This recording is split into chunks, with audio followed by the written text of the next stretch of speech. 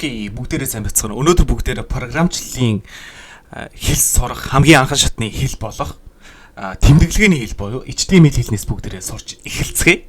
За тэгхийн тулд яах вэ гэхээр окей, HTML-ийн бүрэн эзэмших гэсэн курс байгаа.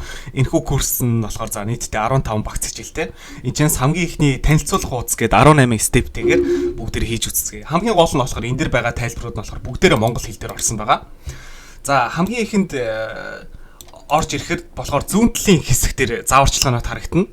За тэгээд баруун дээд талын хэсэг дээр болохоор эдитер буюу код хэрхэн хаана бичих вэ гэдэг хэсэг. Тэгээд үр дүнгийн хэсэг дээр вебсайтн дээр энэхүү бидний бичсэн зүйл яг ямар шуухан байдалтай харагдах вэ гэдэг зүйл нь доотлолтоо шууд гараад ирнэ гэсэн үг.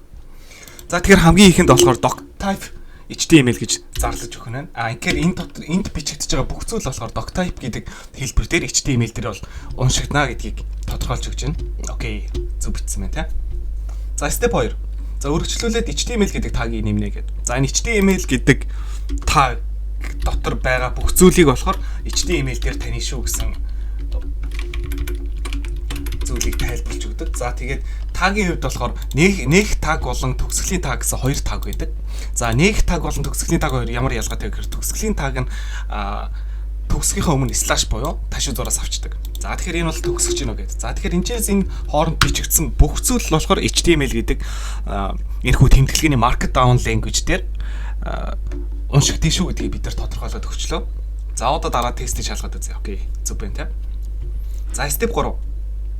За HTML-ийнхаа эхлэлийн таг дээр language нь MN буюу монгол хэл гэдгийг солиод заагаад өгчээ. Тэгэхээр яах вэ гэхээр энэхүү HTML дээр байгаа тэмдэглэгээнүүд монгол хэл дээр уншигдъя шүү. За ингэхээр олон төрлийн хэлүүд байдаг те. Одоо дэлхийн 200 гаруй төрлийн хэлүүд. Гэхдээ энэ ч болохоор монгол хэлийг гэж зааж өгөхөөр аливаа нэг тэмдэглэгээ монгол хэл дээр бичигдсэн зүйлүүд юм. Текст болон тэмдэглэгээнүүд зөрөхгүй гэсэн үг. За өргөжлүүлээд хийд гэдэг хэсэг нэмэх нь байна тийм. Бид нар чинь яадаг вэ гэхээр чинь эссе бичихтэй тухайн эссе нь болохоор толгой хэсэг за би хэсэг тийм. За тэгээд төгсгөлийн хэсэг гэж байдаг бол яг код чих яг адилхан зарчмаар явдаг. За тэгээд хийд гэдэг нь болохоор хийд гэдэг таагаар эхлээд хийд гэдэг таагаар төгсөж байна тийм. За ингээд нэг тааг эхлээд нэг тааг дуусгаар энийг юу гэж үздэг вэ гэхээр нэг элемент гэж үздэг. За энэ элемент ийм байдалтай байсан ч болно. Space аваад ингээд нэг шугамд оруулаад бичсэн ч болно. За ингээд бид нар толгой хэсгийнхаа таг хоёр тагийг оруулж ирээд нэг элемент үсгэжлээ тийм. Тэгэхээр өөрөөр хэлбэл юу вэ гэхээр бид нар эссе бичихтэй эссе юм өргөдөл гаргахдаа хаана хандж байгааг юм бичдэг тийм. Яг тэрнтэй адилхан гэсэн үг. За өргөжлүүлээд. За хийт хэсэгт нь болохоор за MetaChart UTF-8 гэдэг тагийг нэмнэ гэдэг.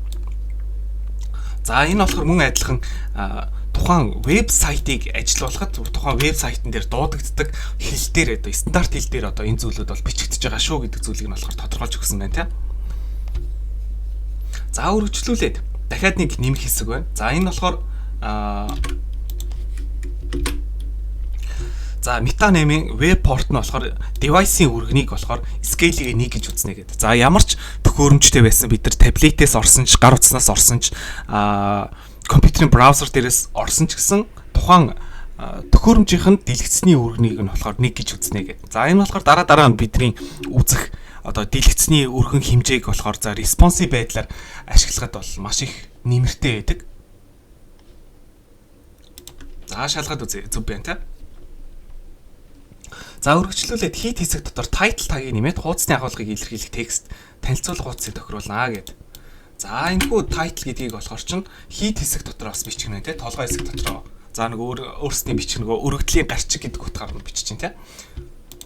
За тэгэхээр энэхүү хийд гэдэг title-ыг бичгээд болохоор хийд title дээр бичсэн зүйл болохоор бидний яг одоогийн үр дүнгийн хэсэгт харагдахгүй. Гэхдээ энэ зүйл нь юу вэ гэхээр браузерын tab дээр харагддаг гэсэн үг. За зөв байна тэ. За өргөжлүүлээд body буюу яг дотор нь бид нар юу бичих гэж байгаа юм бэ гэдэг зүйлээр бүгднийг одоо тодорхойлоод өгөх хэрэгтэй болгоно. За тэгэхээр бол body tag эхлүүлээд body tag төгсгөнөө. Төгсгөлийн tag нь яадаг вэ гэхээр ташуу зураастай байна те. За ингээд body tag-аар эхлэе body tag-тай. Өөрөөр хэлбэл бидэрт одоо юу байгаа вэ гэхээр head tag буюу толгой хэсэг. За тэгээд их биеийн хэсэг те. За энэ хүү биеийнхээ хэсэг дотор бид нар одоо яг юу дэлгэцэн дээр үзүүлэх юм бэ гэдэг зөвлөдөө бичиж эхэлнэ гэсэн үг. За тэгээд body хэсэг дотроо дахиад header гэсэн хэсэг юм. За энэ хүү header гэдэг хэсэг нь болохоор heat гэдэг хэсгээс бол ялгаатай. Header гэдэг нь болохоор хамгийн ихний цогцлбор гэсэн утгатай тийм. Окей. За эхний цогцлборын хэсэг үсгэжлээ. Цогцлборын хэсгийнхаа дараа нь болохоор за main гэдэг дахиад нэг цогцлбор буюу дахиад нэг хэсгийг үсгэжээ.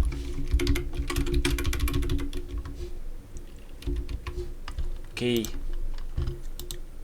За энэ болохоор бид нар хоосон одоо өөрсдийнхөө ажлын талбаруудыг бэлдэж байгаа гэсэн үг. Дотор нь ямар нэг зүйл бичээгүй байгаа болохоор энэ дээр бол одоогоор бол одоо үр дүнгийн хэсэг дээр бол юу ч харагдахгүй гэдэг. За тэгээ үргэлжлүүлэх footer хэсэг. Footer хэсэг гэдэг нь болохоор хамгийн төгсгөлийн цогцлбор гэсэн утгатай тийм. За хөлний хэсэг гэдэг. За ингээд 3 хэсэг үсгэжлээ. За тэгээд header, main болон footer хэсгүүд үсгэжлээ. За тэгээ header хэсгийн tag дотор h1 tag-ыг нэмж хуудасны агуулгыг илэрхийлэх текстийг бичнэ гэдэг. Өөрийн тухай гээд оруулаад ирээ те. За энэ хүү h1 гэдэг нь болохоор ямар утга учиртай вэ гэхээр heat1 буюу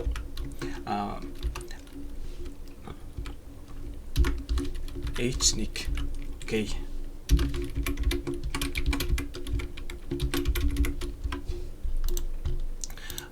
Хамгийн том хэмжээтэй харагдах текст гэсэн үг те.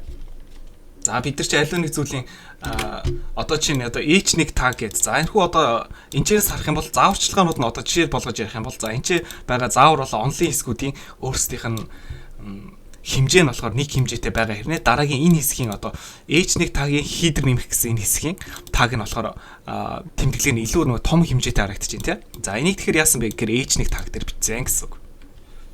За тэгээ h1 tag дотроо болохоор бид нэг юу бичих вэ гэхээр өөрийн тухай гэж бичгээр өөрийн тухай гэдэг хэсэг нь одоо илүү том гарчгийн хэлбэртэй харагдаж байна гэдэг. За тэгээ энтэй адилхан бас нэг хит хитэн зүйлүүд байна. За тэгээд энэ болохоор чи h1 гэхээр хамгийн нэг номерт хамгийн том хэлбэртэй. За h2, h3 гэдээ явах юм бол яах вэ гэхээр дид гарчгууд болоод явна гэсэн үг. За тий одоо харж байгаа. За h2 гээ бичгээр өөрийн тухай гэдгийнх нь дараагийнх нь өөрийн тухай гэдгийг нь болохоор арай жижигхэн хэмжээтэй. За үргэлжлүүлээд тэгвэл энэ дээр нь болохоор h3 гэдэг хэмжээтэй өгөх юм бол бүр илүү жижигхэн хэмжээтэй гарч ирж байна тий. За энэ болохоор чинь үндсэн гарчиг болон дид гарчгуудыг хооронд нь тоогоор ангилаад өгчөж байгаа гэсэн үг.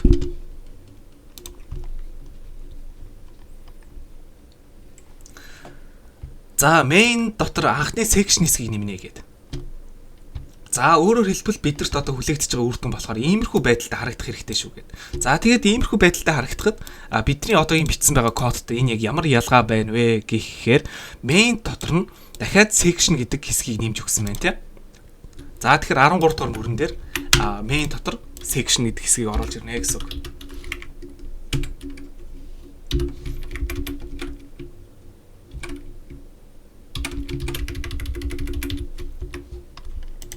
За тэгээд энэчээс харах юм бол section гэдэг нь эхлэлийн tag болон төгсгөлийн tagтай байх нэ тий.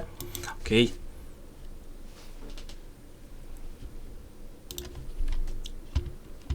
За өргөжлүүлээд. За h2 tag-ыг ашигласан байна. h2 tag-ийн араас болохоор p tag-ыг ашигласан байна. За p tag гэдэг нь юу гэсэн үг вэ гэхээр paragraph буюу үндсэн текстийг бичдэг гэсэн үг. За ихтэй header хэсэг дээр нь болохоор бид нар өөрийн тухайг бичсэн. Main хэсэг дээр болохоор дахиад нэг section үсгэсэн. За энэ хүү section дотор нь болохоор бид нар enter давж жагаад h2 та. Окей. h2-ыг аваад за энэ хүү h2 дотор болохоор бид нар юу гэж оруулах вэ гэхээр үндсэн мэдээлэл гээд оруулахаар түрүүний хэлсэнчлэн өөрийн тухайгаас арай жижигхэн хэмжээтэй харагдаж байна тийм. За тэгээд өргөжлүүлээд энэ дотор нь болохоор p tag аваад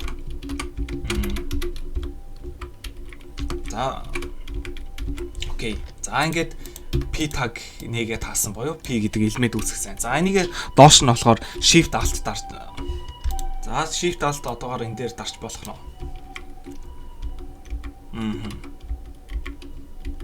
За shift alt-ыг доошоо дарсан цомтой дарах юм бол ингээд шууд duplicate хийгээд хуулбарлаа авчдаг. За энэ дээр болохоор эхнийх нь хэсэг дээр болохоор button bold гэж орж ирж байна тийм. За button bold гэж бичээд үзье. За тэгвэл энэ болохоор үндсэн текстийн сайзтайгаар, стайлтайгаар гараад ирж байна. За өргөжлүүлээд нас нь 30 гинэ тий. Окей. За энэ дээр энэ үсгэн дотор орчлоо тий.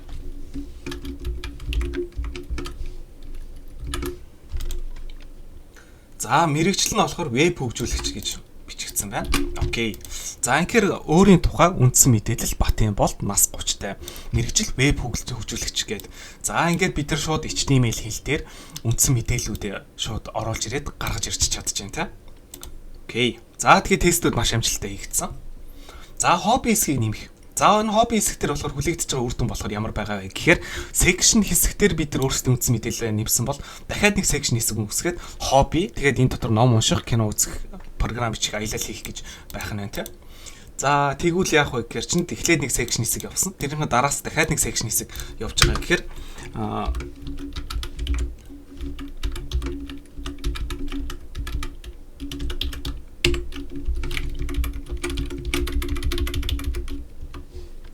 за дахиад ингээд section хэсэг оруулж ирээ. Section хэсгийнхаа дотор талд нь яах вэ гэхээр эхлээд H2 гэдэг tag элемент зарлж агаад элемент дээр болохоор hobby гэж хичээд тэгээд дараа нь болохоор UL болон LI гэдэг хэсгүүдийг тагуудыг нэмж оруулах нь байна тийм. За энийг бичиж байгаа үедээ тайлбарлаа авчи. За эхлээд бидний одоо чадах зүйл нь юу вэ гэхээр H2-ын hobby гэдэг хэсэг байна тийм. H2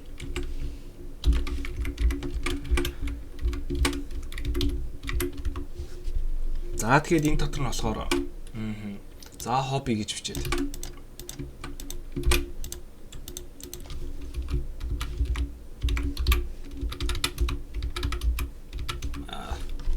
За тэгэхээр яасан бэлээ гэхээр за H2 дээр үндсэн мэдээлэлтэй яг ижлэгэн байдлаар ижлэгэн сайтаар хобби гэдэг хэсэг гараад ирлээ тийм. За энэ хөө хобби гэдэг хэсгийнхаа артталт нь болохоор бид нар юу бичиж гинөө гэхээр UL гэж бичиж тийм. За ингээ UL гэж бичгээр яах вэ гэхээр энэ болохоор unlisted буюу дугааргүй листүүдийг үүсгэнэ гэсэн үг. За дугааргүй листүүд гэдэг зүйл нь одоо unordered list гэсэн үг байх нь тийм. За энэ unlisted дээр болохоор яг энэхүү тагуудын тайлбар тэмдэглэгээнүүдийн утгыг нь болохоор бүгднийг тайлбарлсан байгаа шүү. За эхлээд болохоор UL буюу unordered list. Unordered гэдэг нь болохоор ямар нэг жагсаалт үүсэхдээ урталт нь болохоор 1 2 3 4 гэсэн дугаар бичигдээгүй гэсэн үг. За тэгээд энэ дотор нь болохоор list гэдэг элементийг үүсгэнэ. Тэгээд list гэдэг нь болохоор дотор нь бичих элементүүдийг нь тодорхойлсон байгаа гэсэн үг. За тэгээ unordered list ороод ирсэн. За энэ хүү unordered list-ын дотор нь болохоор бид нар чинь хэдэн ширхэг list үүсгэх хэрэгтэй лээ гэхээр 1-4 байна тийм.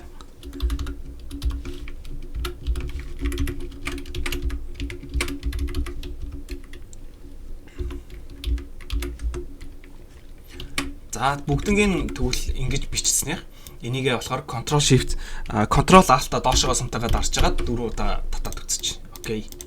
За эхнийх нь хэсэг нь болохоор би Монгол, Япон, англи хэл дээр хэл солих жоохон төвөгтэй байгаа болохоор оронд нь шууд байгаа текстүүдийг нь болохоор хуулаад тавьчаа.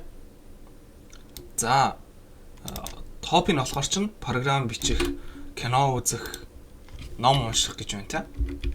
Окей. Аялал хийх. За шалгаад үзье. За тэгвэл чинь хүссэн одоо үр дүн хоёртойгоо бол нийцж харагдаж байна тийм. За дахиад өргөжлүүлээд хобби хэсгийн дараа шинэ хэсэг нэмж ур чадрууд гэсэн гарчиг дээр ordered list болон list-ийг гаргаж ирнэ гэдэг. За одоо энэ ч нэг ялгаатай зүйл гарч байна тийм. За section хэсгээр болохоор бид нар хоббиныхоо хэсгийг бол яасан блэ гэхээр unordered list-ээр явсан. За тэгсэн чинь дараагийнх нь list нь болохоор OL буюу ordered list болсон байна тийм. За ordered list гэдэг үгийн тайлбар нь болохоор энэ дэр байна тийм. Ordered list гэдэг нь дараалалаар гарч ирсэн үед 1 2 3 гэдэг тоотой үед хэрэглэнэ гэж байна тийм. За тэгвэл бүгдээрээ шууд энэхүү section-ийнхаа артлаас нь энэ section-ыг нь шууд тэр чигээр нь оруулаад ирье тийм. За гол нь болохоор анхаараарай.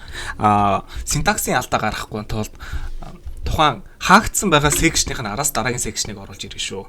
За одоо ингээд бид нар энэчээс харъя. За тэгсэн чинь хоббиний хэсэг дээр болохоор яасан бэлээ гэхээр ямар нэг тийм урталтаа дугааргүй явсан бол дараах хэсэг дээр нь ур чадрууд гэдэг хэсэг дээр нь 1 2 3 4 гэсэн ур чадрууд нь болохоор тоотой ороод ирсэн байна те. Тоогоор дугаарлагдсан. Окей. Амжилттай игээд дуслаа. За үргэлжлүүлээд өөрийгөө танилцуулах хэсэгт section-ийн хэсэгт давуу тал хүсэл эрмэлзлийг P tag-ын дотор бичнэ гэсэн байна. За хаана яаж бичсэн болов? За тэгэхээр бид нар чинь одоо болохоор H2 гэдэг тагийг ашиглаж сурсан, P тагийг ашиглаж сурсан, section-ыг ашиглаж сурсан юм чинь энийг болохоор шууд бүгдээрээ цаг хэмнэх үүднээс дахиад шууд хуулаад оруулчих. За тэгээ P tag-ын дотор болохоор өөрийнхөө бүх тайлбаруудыг оруулсан байна тий. За энэ дээр болохоор за нилээх зайтай ороод ирсэн юм байна. За тэгтээ тэр нь болохоор зөв харагдчихэв тий. За тэгвэл товч танилцуулга гэдэг хэсгийг бид нэр буцаагаад одоо section-ийнхаа ур чадруу section-ийнхаа доотлолт бичсэн болохоор ур чадрын доотлолт товч танилцуулга гэсэн хэсэг ороод ирлээ тий. За ингээд бид нар энэчнээс болохоор одоогоор бол H2-ыг мэднэ, за P tag-ыг мэднэ, section хэсгүүдийг мэддэг болохоор шууд энэ степийг товчлолчлоо. За footer хэсэгт зохиогчийн нэрийг бичсэн үү гээд. За footer хэсэгт зохиогчийн нэрийг яаж оруулж ирж гинэ вэ гэхээр за 2023 он болт бата. За бүх зүйл копирайтын хэрэгтэй шүү гэдэг байдлаар нөгөө бид нар анх үүсгэсэн footer хэсэг дээрээ одоо параграф хэлбэрээр оруулж ирнэ. За тэгээд энэ дотор нь болохоор за нэг зүйл жаахан төвхтэй харагдаад байж магадгүй. Тэр нь юу вэ гэхээр энд бас дахиад юу тэмдэгт ороод ирвэ тий. За одоо ингээд харах юм бол 2023 болдын бата бүх зүйл одоо хамгаалагдсан байгаа шүү гэдэг. За тэгэхэд копирайтын эрхийг болохоор яаж тавьдаг вэ гэхээр ийм тэмдэглэхээр тавьчихдаг.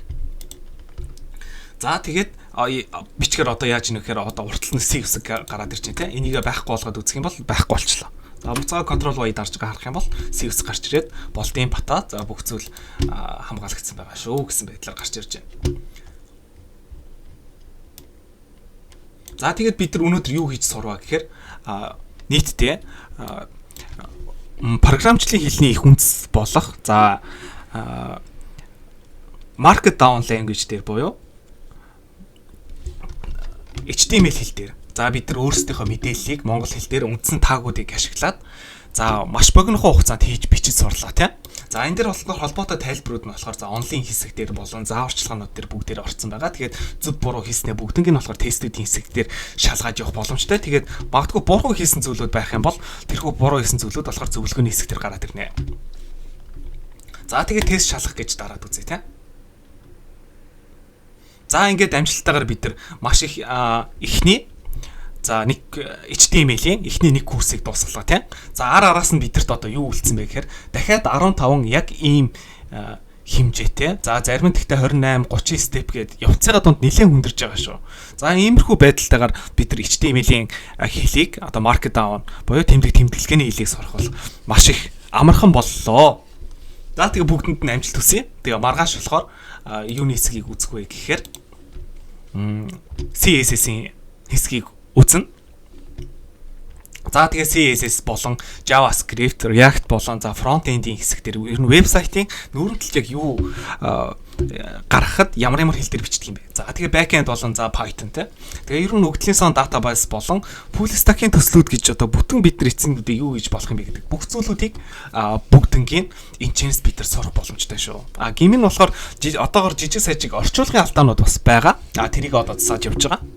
Тэгээд та энэ хичээлийг үзхийг хүсвэл манай hellobrand.com руу ороод суралцах гэдэг дээр нь дарж агаад за тэгээд хамгийн ихний танилцуулах хуудас гэж ороод хийгээд үзээрэй. Бүгдэнд нь амжилт хүсье. Баярлалаа.